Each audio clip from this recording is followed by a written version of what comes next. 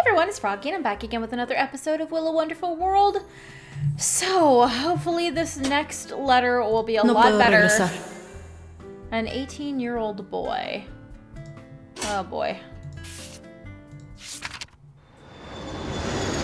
JL7042. The flight from Hong Kong to Tokyo. This was my first time on a plane, yet I wasn't as excited as I had imagined I would be. I closed my eyes, hoping that I could fall asleep until landing. After a while, the plane encountered some turbulence. My face tightened a little, not because I was scared, but because I was annoyed that it had disrupted my dream. I was dreaming of Carlos. In the dream, we finally got to see each other again. It was late at night. Even though we had not seen each other for such a long time, neither of us said anything. It was so dark that I couldn't even see what he looked like as a grown-up. His lips moved, and he was about to say something, but suddenly the ground beneath us morphed into an enormous wave and swept me away. I opened my eyes. The boy next to me handed me one of his earbuds. He probably thought I was afraid. Some tender music was flowing out of the earbud. I smiled at him with gratitude. He had short and curly dark hair. He looked like he was about 18 years old. Carlos would be about the same age right now. I fell asleep again, although I didn't go back to the same dream this time. 4 hours later, at the front desk of the Prince Hotel in Shinjuku, I was checking in. Coincidentally, I ran into the boy who was next to me on the plane. Also coincidentally, his room was right next to mine. He said his name was Lin Wei. He was here on a trip by himself and suggested that we travel together, if it was okay with me. I agreed, but it would have to wait until after I finished my business here. The sun was about to set when he knocked on my door. He told me that he had rented a car and asked if I would like to go take a ride with him along the beach.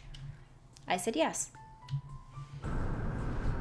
His eyes were a little red, and we didn't say anything to each other on the way. He didn't go directly to the beach. Instead, he circled around Shinjuku a couple of times at first. If he weren't so upset, I would have almost suspected that he had figured out who I really was. I never knew that the target this time was still a kid. Half an hour ago, I had received an instruction from Ray. The target this time was the person staying in the room next to mine. Lin Wei. He was the only child of the boss of Lin Inc., who ran the Black Dragon Gang. Whenever Ray gave me an assignment, I never questioned the reason. Although this time, I didn't really need to ask. The big boss of Lin Inc. was in his final years. Some elders in the corporation had brought up the idea of looking for a successor. Obviously, the big boss wanted his own son to succeed him, and everyone knew it. But I knew Ray too well.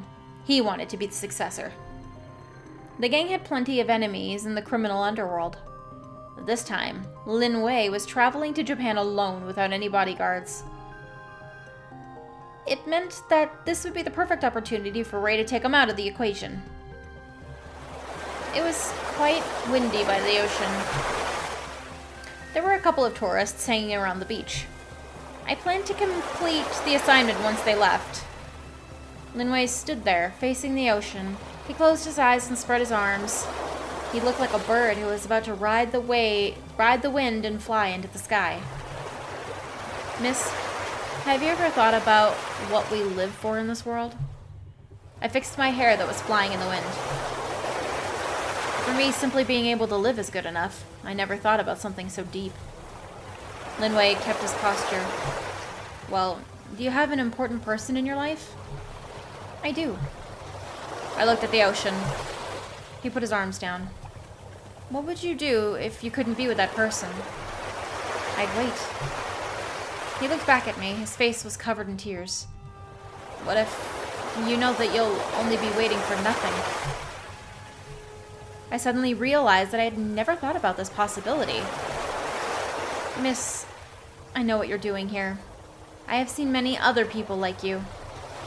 Lin Wei unbuttoned his shirt and revealed the numerous horrifying scars on his body. In 2 years, my father will hand the company to me. Miss, you of all people should know how many people want me dead. All of these years, my only wish had been to be with that person on my birthday. I was born in the winter, near Christmas. I would always dream about the two of us decorating our own Christmas tree, walking along the festive streets and holding hands like a real couple. But year after year, I could never make it happen. And I will never be able to make it happen in the future. I will not let the person I love get hurt because of me. So I can't be with that person. Not in this life. I'm tired. Tired of a life like this. The last tourist had just left the beach. He gave me one last smile and started walking into the ocean. The water gradually went over his waist, his shoulders. A few minutes later, I dived into the ocean. I grabbed his hand. I gasped for the salt-tasting air, feeling like I was going to be swallowed by the crushing waves at the very next moment. I lay there on the beach. I was completely wet. Linway was lying next to me. Why didn't you just let me die? Isn't that your mission? Why? I didn't know. Perhaps I was hoping there would be another possibility for him. It had been 10 days, and I still didn't have a strategy to help him. Although I worked for Ray, I didn't really have all of the information in the organization. Even in the gang, not a lot of people were aware of my existence. Therefore, I didn't have any useful connections. I was sitting on the couch in my room. A bunch of empty candy boxes were piling up next to my hand. Linway must be an extremely important target to Ray. Letting Lin go meant that I had betrayed him. I might have made the stupidest decision of my life just out of that one moment of sympathy. I heard footsteps in the hallway outside. The person was intentionally keeping them light, so I knew instantly that it couldn't be a regular tenant. My 4 years of training told me immediately that it was someone like me, and he or she was good at the job too. Ray surely wouldn't show me any mercy. Alicia.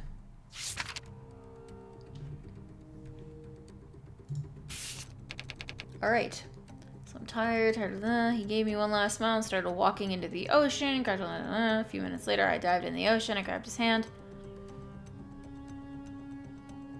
What if I grabbed his hand first?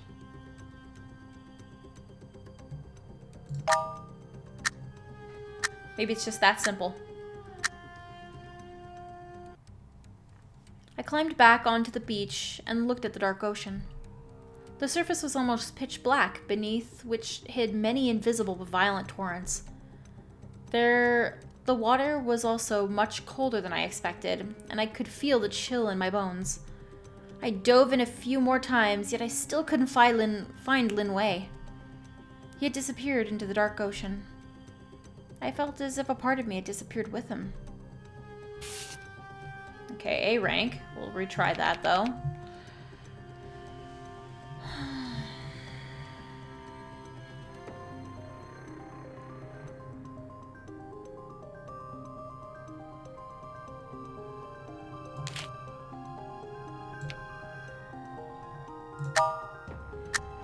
We'll dive in and grab his hand. Maybe pull him in with us. Hopefully we won't kill him, though. There we go. This sounds like it's the right one. The hairdryer was buzzing. I was sitting in my hotel room drying my hair with my eyes closed. I was afraid. I was afraid that I would see myself in the foggy mirror and that I wouldn't even recognize my own reflection. In the dark water, I watched Linway as he struggled to breathe. I felt his grip on my hand tighten, then loosen. After confirming his death, I came back up to the beach at a different spot and took a taxi back to the hotel. It was just another assignment. Even if he had lived a hard life, even if he had reminded me of someone, there was nothing else that I could have done to help him. But it was just another excuse. The truth was, I simply couldn't stand the thought of leaving Ray. The same evening, I told Ray about Linway's final moments, but his response surprised me.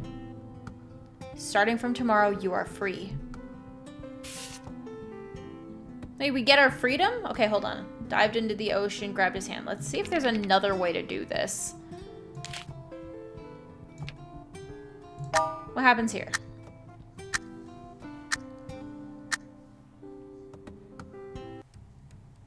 Linway was right. I had the blood of over a dozen people on my hands. If I were to be with Carlos, I would bring him nothing but misery. The Dark Ocean was calling me. Heavenly Father had given me a chance for redemption right here, right now. I grabbed Linway and we disappeared into the darkness together. Oh, well, that's not good. Yeah, no kidding, that's bad. All right. And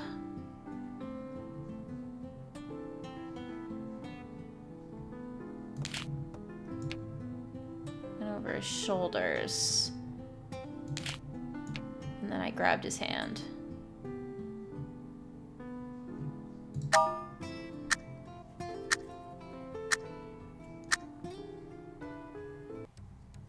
Linway was right. I had the blood on. So this is just another. Oh, the surface was almost pitch black, beneath which hide many visible but violent torrents. The water was also much colder than I expected, and I could feel the chill in my bones. Grabbed my hand and was guiding me ahead. I suddenly understood. Heavenly Father was giving me a chance of redemption right here, right now. We held our hands together and disappeared into the darkness. Okay. I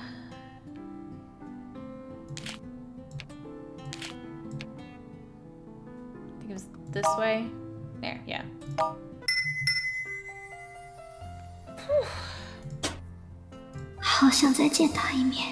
Cafe across the street. Lo siento. Guest with a beard.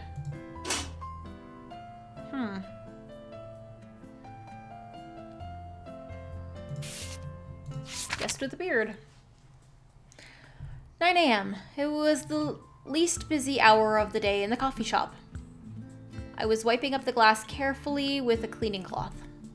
Mama, who loved and happily shared his feminine side, was sitting next to the bar and pursuing a woman's fashion magazine while occasionally letting out a yawn. There was also a customer in a strange hat that had been here since we opened this morning.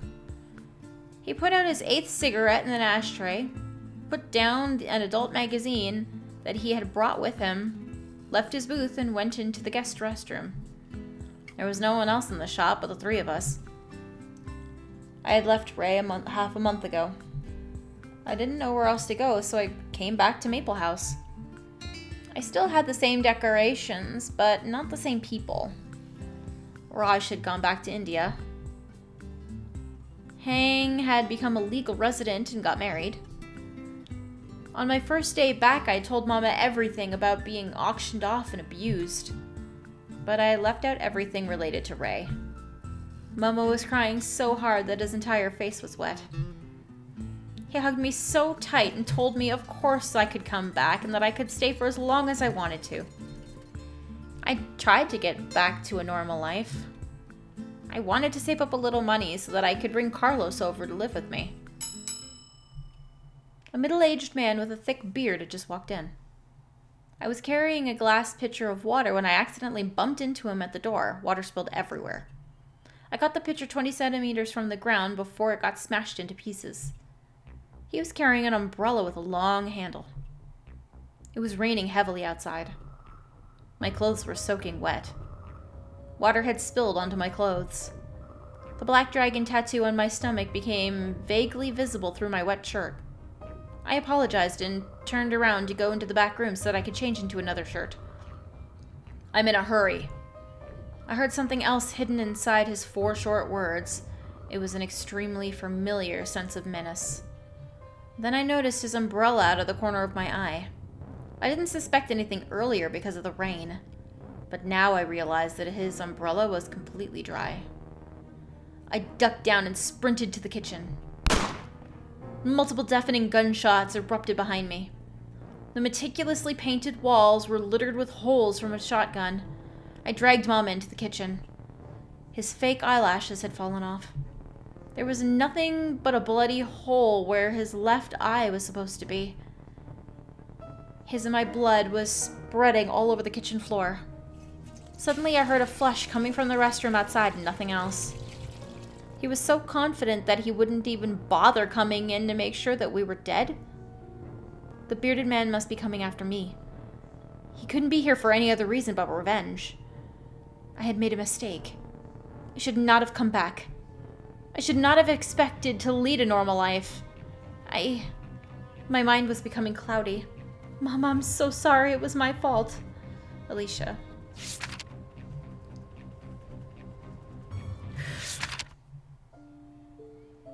I opened my eyes. I saw a white ceiling. I saw white walls. I saw white blankets and beds, and I could smell the strong odor of detergent. How did I end up in the hospital? It was very late. There was no one in the hallway. I found the nurse station and asked for my record. It said I had gastritis. I never knew gastritis could make some people pass out. The nurse told me that I was mostly fine. I just needed to take my medication for a couple more days. But it was already too late to be discharged today, so I'd have to wait until tomorrow. She also mentioned that it was a middle-aged man who had brought me in. A middle-aged man. Could it be him? Probably not. There were plenty of middle-aged men out there. Since I was mostly fine, I decided to go home anyway. I couldn't stand the sight of the hospital for one more minute, and I had too many bad memories of being in a hospital. A young man was standing at the hospital entrance looking down at the ground. Maybe he was feeling down because a family member had been sick too. I walked towards the subway station. At the last crossing, the lights had just turned from green to red. I saw two people sitting next to the window in a coffee shop house across the street. Two very familiar people. Miss Yang and him. I stepped forward without even realizing it. I had forgotten about the red light. A truck charged directly at me from the side.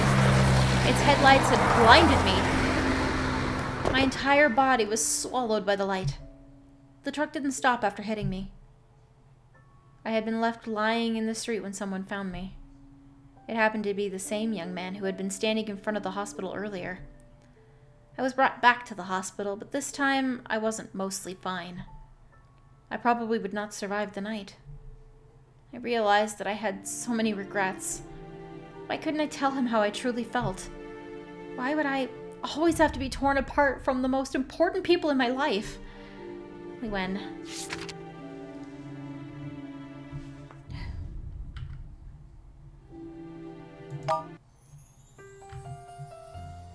Alright, I think we'll come back to that in the next episode. So I hope you guys enjoyed this one. If you want to see more videos from me, then don't forget to like, comment, and subscribe. Thanks for watching.